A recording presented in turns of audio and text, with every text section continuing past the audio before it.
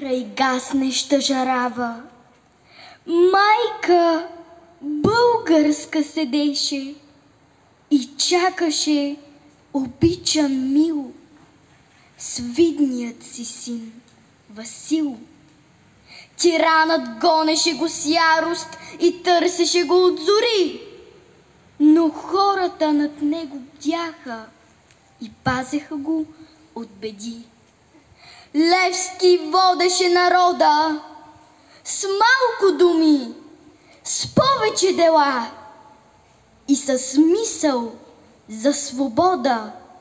Готвеше го за борба. Поклон, апостоле народен, пред подвига ти чист и свят. Сега народът ни свободен живее в мир и в благодат.